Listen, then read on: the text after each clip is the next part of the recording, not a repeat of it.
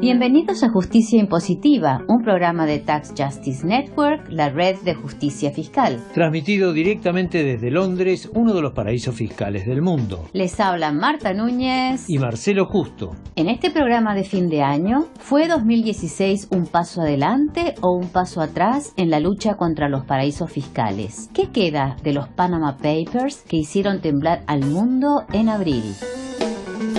Examinamos las iniciativas contra la evasión fiscal en Ecuador, en Bolivia, en España y el resto de la Unión Europea.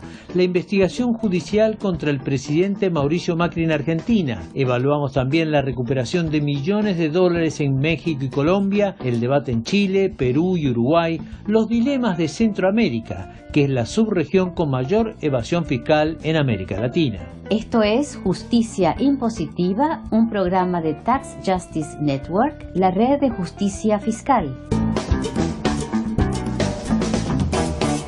Saludamos a todos nuestros oyentes en este final de año que, como todo año calendario, plantea una pregunta muy simple. ¿Estamos mejor o estamos peor que en enero? ¿Vaso medio lleno o vaso medio vacío? Y si algo resalta con toda claridad en 2016, es el impacto que causaron las revelaciones de los Panama Papers en abril y los Bahama Leaks en septiembre.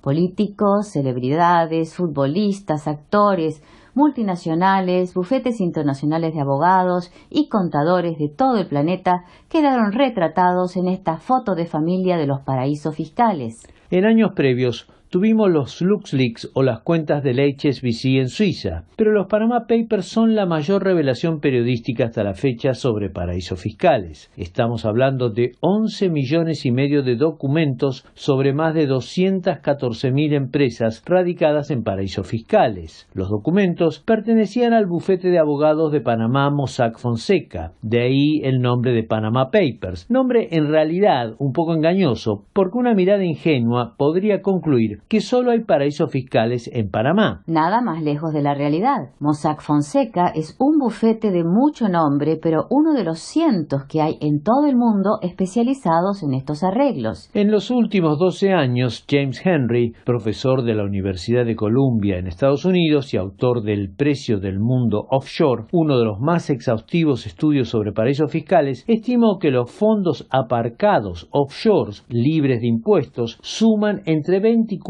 y 36 billones de dólares. Esta suma supera la riqueza anual que produce la máxima potencia planetaria, Estados Unidos, y equivale a casi la tercera parte de toda la riqueza que genera la humanidad en un año de trabajo. Desde Nueva York, James Henry hizo una evaluación para Justicia Impositiva de la importancia de los Panama Papers y el impacto en la lucha contra los paraísos fiscales. Las denuncias de los Panama Papers no son nuevas, pero nunca habíamos visto algo con el volumen de documentos y la cantidad de empresas que revelaron en los Panama Papers. Por eso, si queremos evaluar qué ha pasado en 2016, podemos decir que no estamos peor que el año previo porque sabemos más sobre el tema y porque hay un movimiento global cada vez más fuerte que lucha contra los paraísos fiscales. Unos 12 jefes de Estado y de Gobierno, más de 120 políticos, cientos de bancos y 29 billonarios de entre los 500 más ricos del mundo figuran en los Panama Papers. Las denuncias a nivel global provocaron la renuncia del primer ministro de Islandia, David Gunn Lawson, sacudieron el gobierno del primer ministro británico, David Cameron, e impactaron el posterior referendo sobre Europa. También alcanzaron a Rusia, China y el mundo árabe. En América Latina hubo casos de todos los colores. Carlos Bedoya, director de Latindad, la red latinoamericana sobre deuda, desarrollo y derechos, nos resume desde la capital de Perú, Lima, el impacto en la región.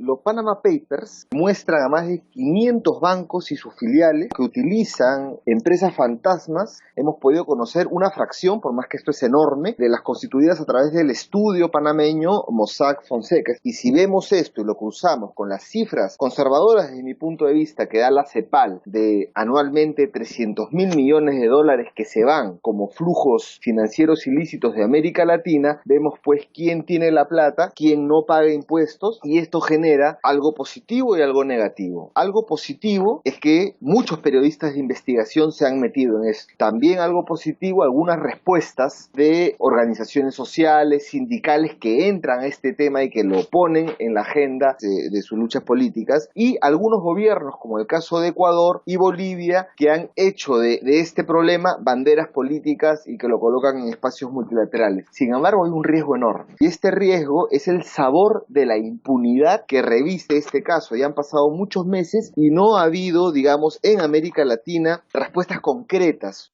Carlos Bedoya, director de Latindad, la Red Latinoamericana sobre Deuda, Desarrollo y Derechos. Este impacto político favoreció un mayor protagonismo de las autoridades fiscales en algunos países. En México, por ejemplo, se han recuperado más de 20 millones de dólares en impuestos a raíz de las denuncias de los Panama Papers. En Colombia, las autoridades están investigando a más de 1.000 empresas y han recuperado 100 millones de dólares. Este dinero recuperado, en relación a la gigantesca montaña de flujos ilícitos anuales que mencionaba el director de Latindad, Carlos Bedoya, es, indudablemente, muy poco. Pero al mismo tiempo se puede decir que con estos 100 millones de dólares recuperados por las autoridades colombianas, por ejemplo, se puede mejorar la educación o la salud o la vivienda, por nombrar algunas de las urgencias sociales de nuestra región. A nivel político, el caso más impactante regional fue el del presidente de Argentina, Mauricio Macri.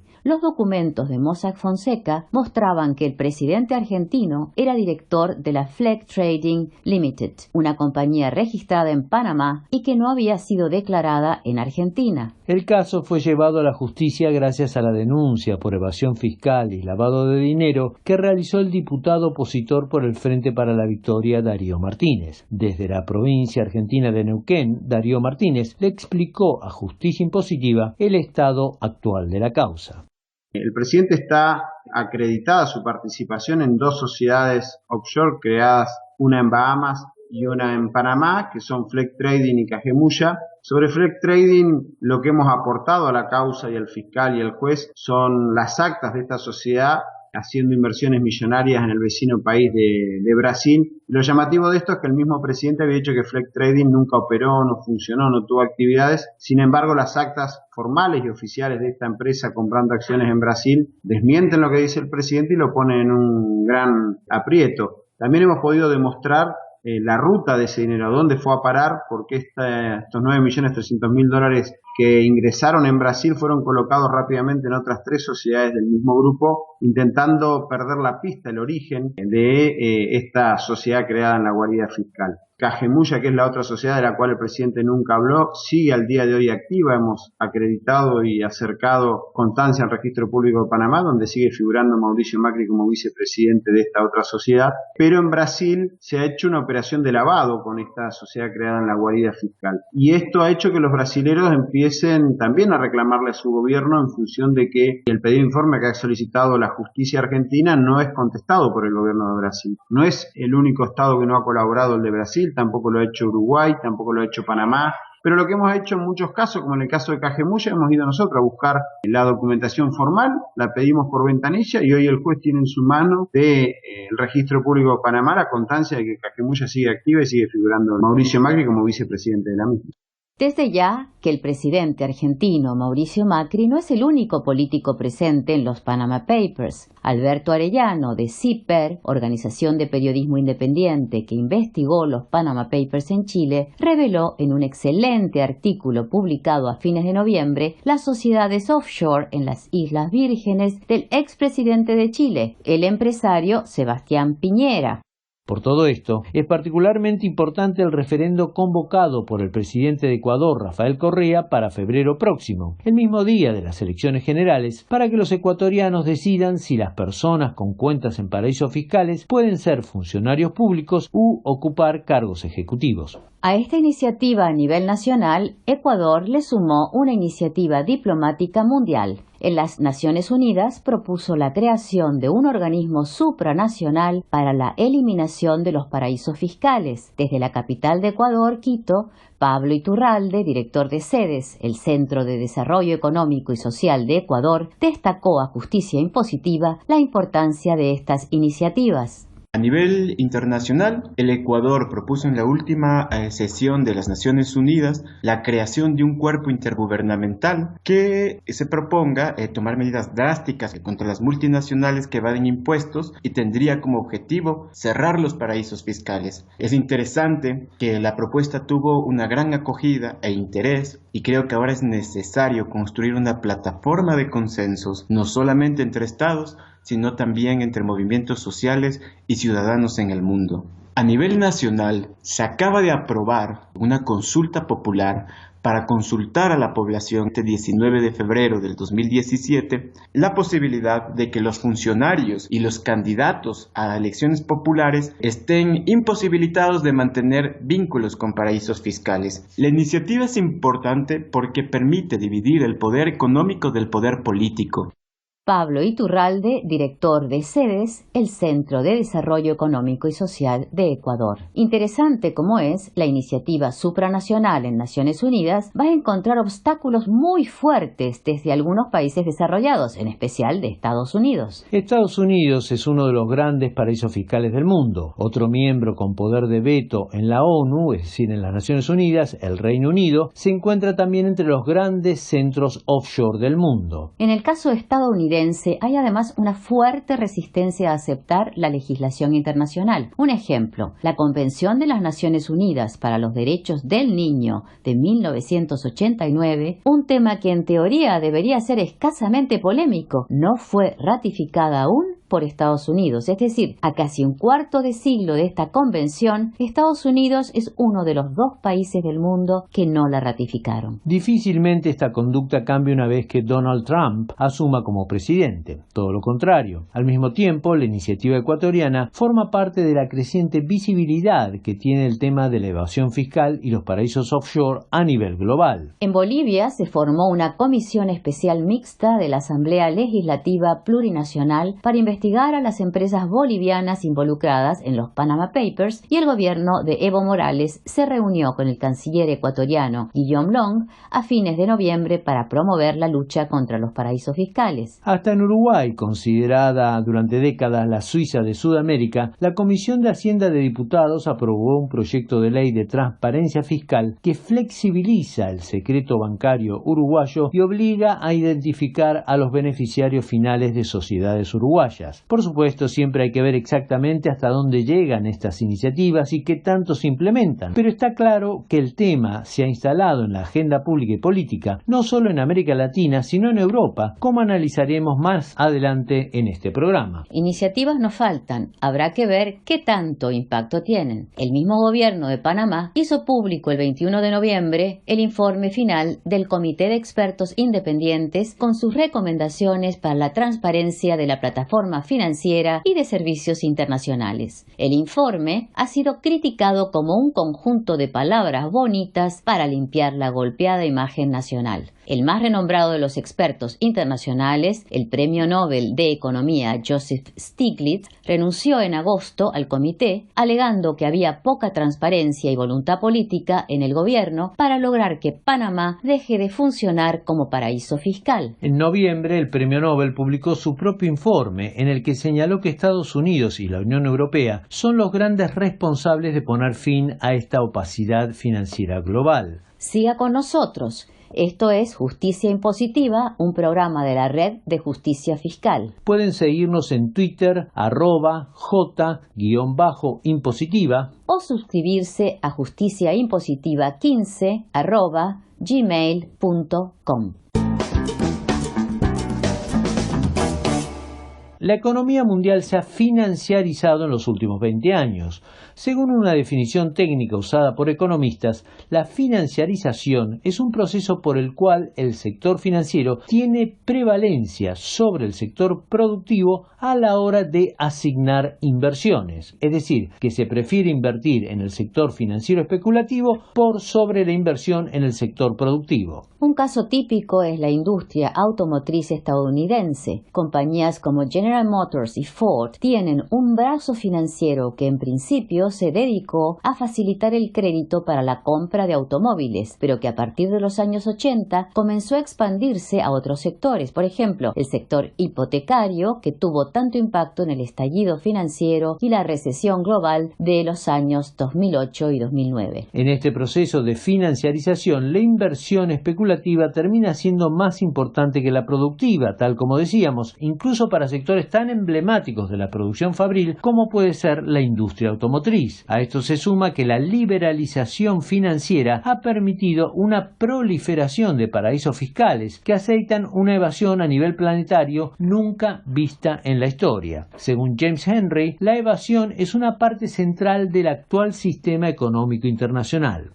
Un error muy frecuente es considerar los paraísos fiscales y la evasión como fenómenos marginales del sistema financiero y económico global. No lo son. Se han convertido en fenómenos estructurales de la economía global. Por eso no me sorprende que nuestras estimaciones muestran que hasta 36 billones de dólares están offshore y no pagan impuestos. Este fenómeno alimenta la creciente desigualdad global. Una creciente parte del peso fiscal de los países desarrollados y en desarrollo lo tienen que pagar las clases medias y los pobres con impuestos indirectos, como es el IVA o impuesto al consumo. En el mundo en desarrollo y en América Latina en particular, este es un problema endémico que afecta al desarrollo por la continua fuga de capitales. Un país como Argentina tiene en el exterior una suma cercana a todo el Producto Bruto Interno del país, es decir, todo lo que se produce en un año. Una de las salidas que han ensayado los países es el blanqueo de capitales. Hoy en día, al menos 7 de las economías del G20, desde Turquía hasta Australia, Indonesia, India, Brasil y Argentina, tienen en marcha procesos de blanqueo o amnistía fiscal por el cual dinero no declarado en el país o en el exterior es oficializado. Es una salida a corto plazo que sirve para recuperar un poco del dinero ahora y seguir con el mismo problema estructural de siempre. Los Panama Papers dejaron esta estructura al descubierto. América Central es un ejemplo. La subregión incluye a países con los peores índices de desarrollo humano de las Naciones Unidas, un índice que mide no solo crecimiento económico, sino también acceso a bienes sociales como salud, seguridad y educación. A pesar de estas urgentes necesidades, estos países tienen altísimos niveles de evasión, como explicó Justicia Impositiva desde Ciudad de Guatemala, Abelardo Medina, director del Instituto Centroamericano de Estudios Fiscales, el ICEFI. Únicamente se graban aquellas ganancias que han sido generadas dentro del territorio nacional, por lo que los empresarios lo que hacen es que trasladan las ganancias o los ingresos que tienen a otros territorios. Un poco más al norte, en la segunda economía de América Latina, México, los Panama Papers dejaron al descubierto un sistema fiscal que depende cada vez más de los ingresos del petróleo y los impuestos a los sectores medios y bajos de la sociedad. Ante el deterioro de las cuentas fiscales, el gobierno mexicano puso en marcha en 2015 una reforma que se concentró en los sectores medios y más pobres de la sociedad. El impacto se hizo sentir también en pequeños empresarios como el contador Adán Rivera, miembro de la Asociación de Industriales de Transformación, que describió desde Ciudad de México la situación para Justicia Impositiva. El gobierno mexicano siempre ha dicho que carece del dinero suficiente para construir la infraestructura necesaria en el país, para dotar de una educación integral también a nuestra población, cuando más de 60 millones de mexicanos están bajo el límite de la pobreza y, dado que no ha tenido una recaudación suficientemente eficiente en los anteriores años, ahora ha apretado con una reforma fiscal muy agresiva, sobre todo a la clase media y a los causantes cautivos, como son quienes tienen salarios. Sin embargo, es bastante laxa con las grandes empresas. Esto es Justicia Impositiva, un programa de Tax Justice Network, la red de justicia fiscal. Pueden seguirnos en Twitter, @J_impositiva. O suscribirse a justiciaimpositiva15 @gmail.com para recibir el programa cada mes.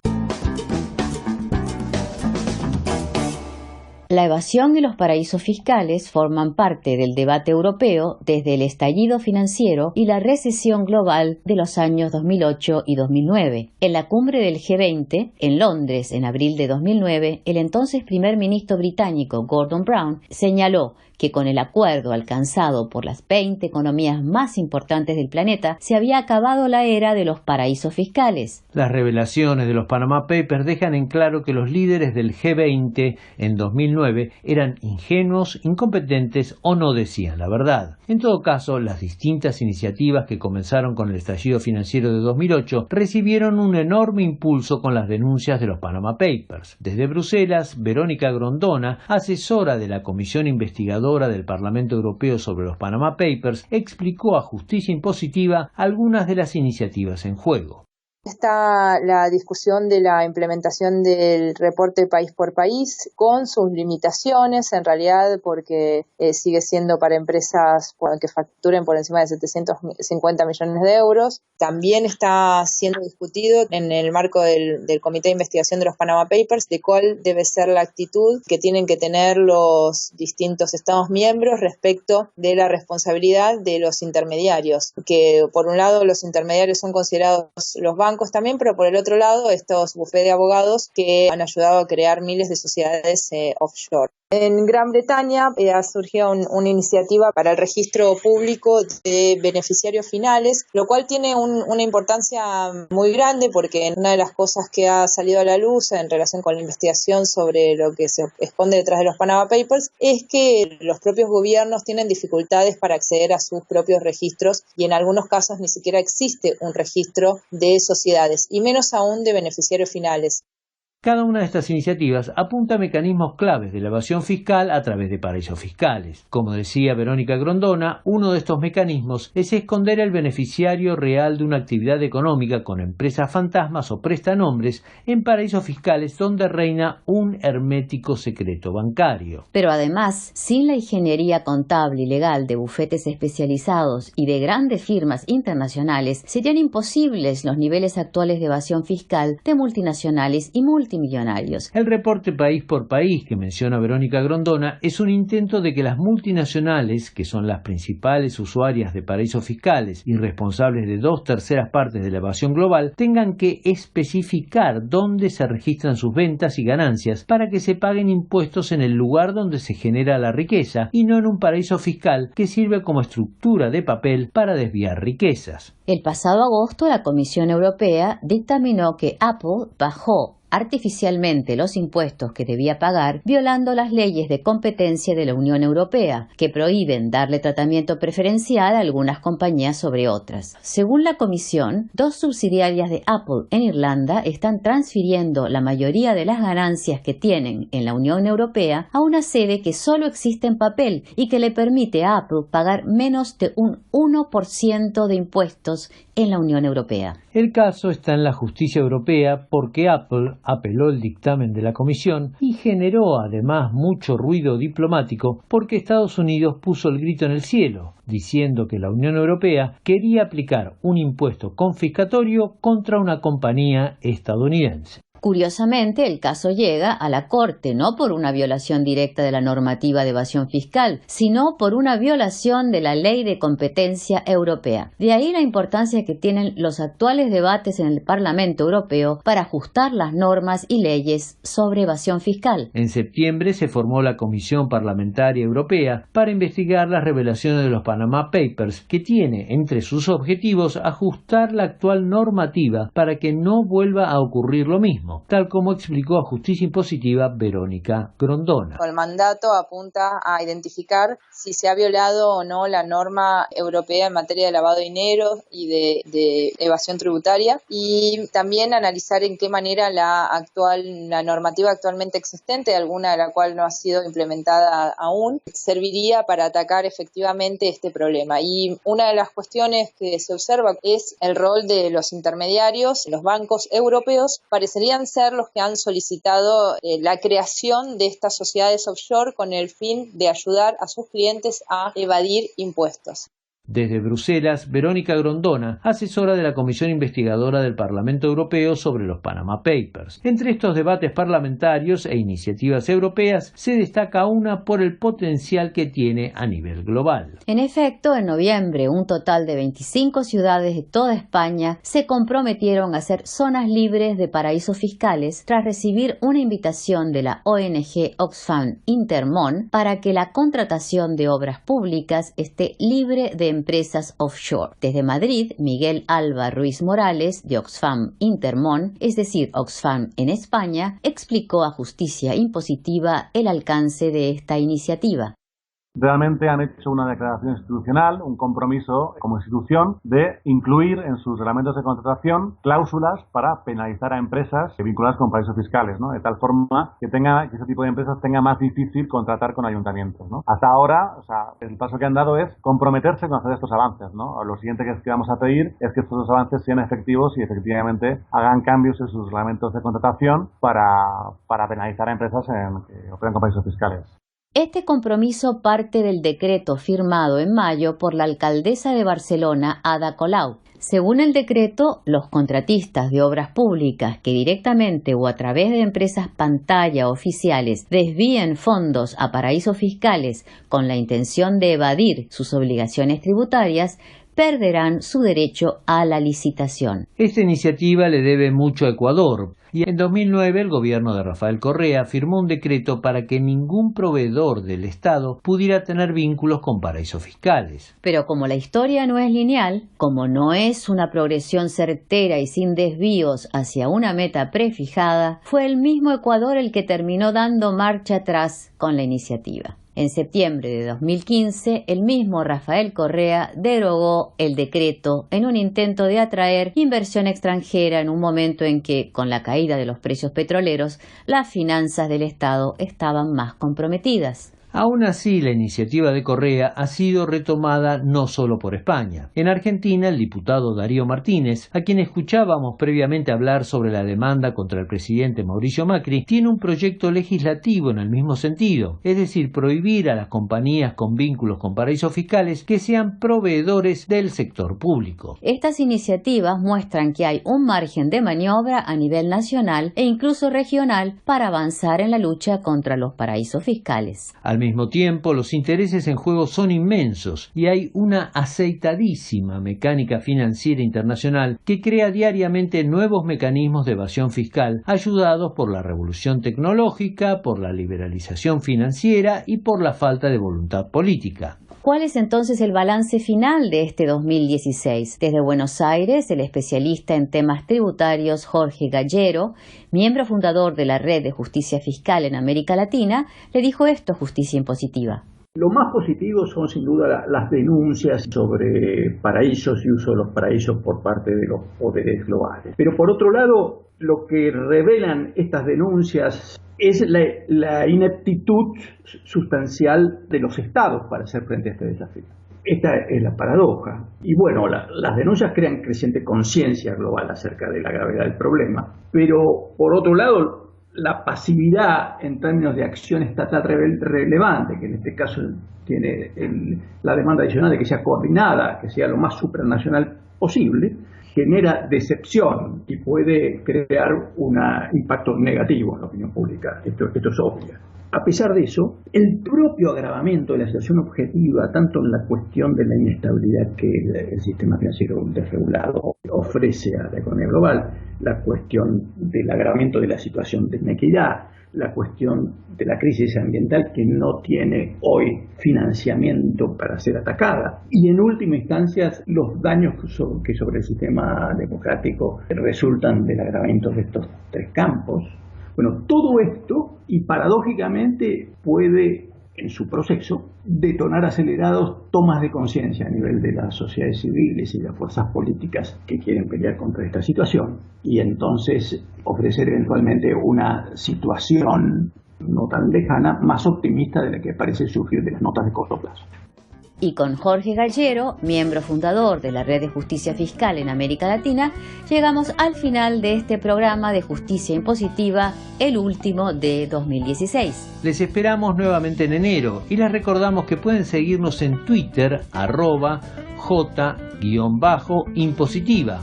O suscribirse a justiciaimpositiva15@gmail.com para recibir el programa cada mes. Ahora sí, desde Londres, uno de los paraísos fiscales del planeta, Marcelo Justo y Marta Núñez, les deseamos muy felices fiestas, muy feliz año nuevo y los esperamos en enero.